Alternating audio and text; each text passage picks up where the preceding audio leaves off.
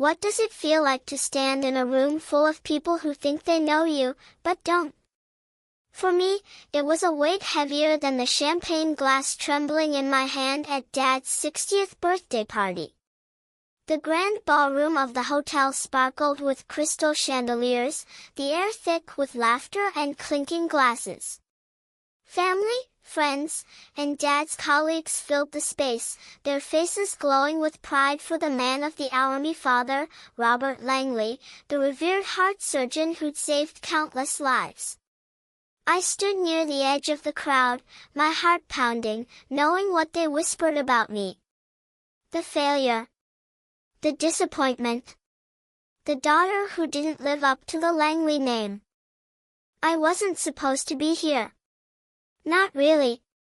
Dad had insisted I come, his voice warm but edged with that familiar pity when he called last week. It's a big night, Clara, he'd said. Everyone will be there. Maybe it'll be good for you. Good for me. As if standing in a room full of people who measured my worth by my lack of a medical degree or a corner office would somehow fix me. I'd spent years dodging these gatherings, hiding from the inevitable comparisons to my brother, Ethan, the golden child who followed Dad's path into medicine. But tonight, I couldn't escape. Not when Dad's eyes had pleaded with me to show up, to be part of his moment. The party hummed along, a symphony of small talk and self-congratulation. I lingered near the bar, sipping water to steady my nerves, watching Mom glide through the crowd in her emerald gown, her smile as polished as the silverware. Ethan was there too, charming as ever, shaking hands with Dad's colleagues, his stethoscope practically a halo. I caught snippets of conversation praise for Dad's latest research grant, Ethan's promotion to chief resident, and then, inevitably, the murmurs about me. Clara? Oh, she's still figuring things out. Such a shame, with parents like that. She dropped out of med school, didn't she? Each word was a pinprick, sharp and deliberate. I tried to blend in, wearing a navy dress that felt too tight, smiling at people whose names I barely remembered. But the whispers followed me, a shadow I couldn't shake. I was the odd one out, the artist who'd chosen paintbrushes over scalpels, the one who'd left med school after a single semester because the sterile halls and endless pressure felt like a cage. Dad never said he was disappointed, not outright, but I saw it in the way his smile faltered when I talked about my freelance illustration work. Mom was less subtle, her sighs a lecture in themselves. And Ethan? He just looked at me like I was a puzzle he'd given up on solving. Then came the moment I dreaded. The toasts. One by one, people stood to honor Dad, his mentor from medical school, a grateful patient, Ethan with his polished speech about legacy. The room applauded, their admiration for Dad a living thing, warm and vibrant. I shrank into my seat, hoping to stay invisible. But Dad's eyes found me across the room, and he stood, glass raised, his voice cutting through the chatter. Clara, he said, my daughter, has something to say. The room turned to me, 100 pairs of eyes pinning me in place. My pulse roared in my ears. I hadn't prepared a speech. I hadn't even known I'd be asked to speak. But Dad's gaze was steady, expectant, and I couldn't let him down. Not tonight. I stood, my legs unsteady, and made my way to the front, the champagne glass cold against my palm.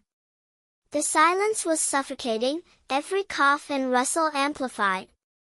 They were waiting for me to falter, to prove I was the disappointment they'd always believed.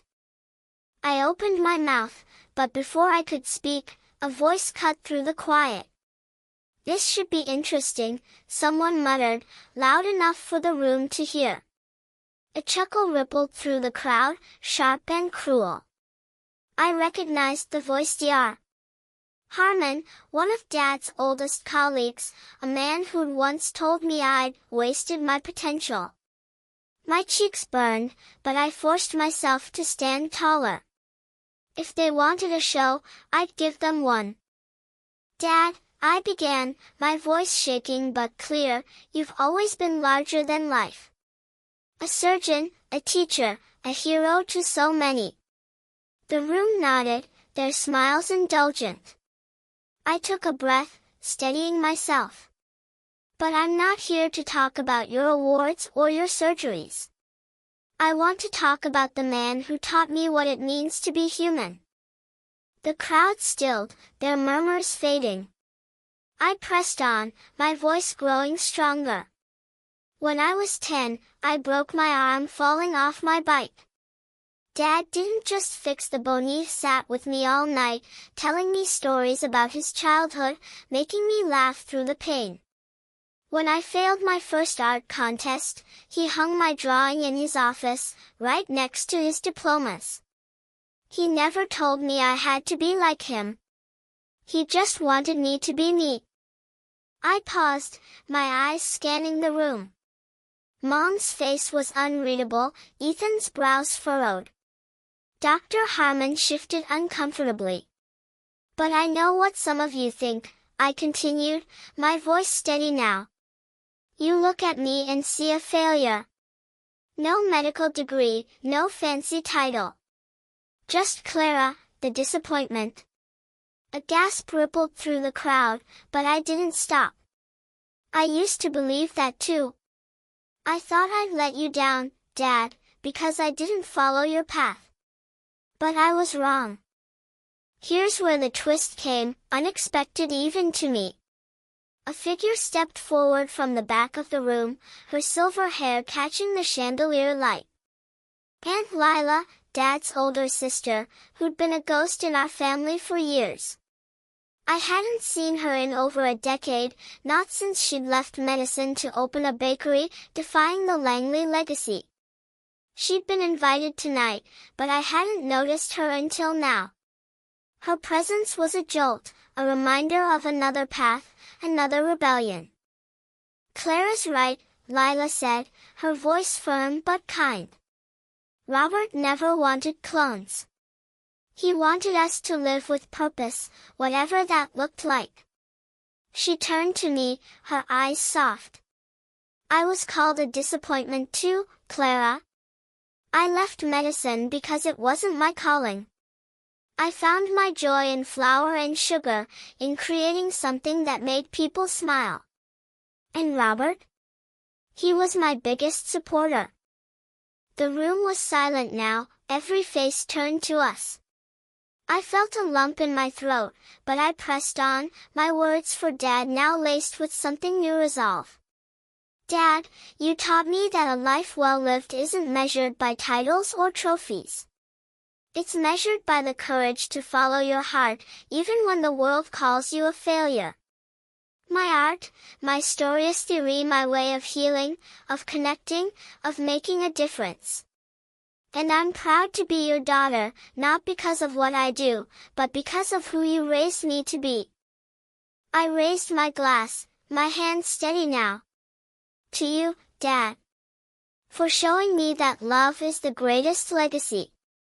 The room was a void of sound, every eye on me, every breath held. Then, slowly, Dad stood, his eyes glistening. He crossed the room and pulled me into a hug, his arms strong and unwavering. The applause started, tentative at first, then swelling, but it didn't matter. What mattered was the way Dad looked at me, like he saw me or I saw me for the first time. As the party resumed, Lila found me, her smile warm. You're braver than I was, she said. Keep painting, Clara. The world needs your colors. I nodded, my heart full, knowing I'd found my voice in a room that tried to silence me. They could call me a disappointment, but I'd shown the man myself that I was so much more.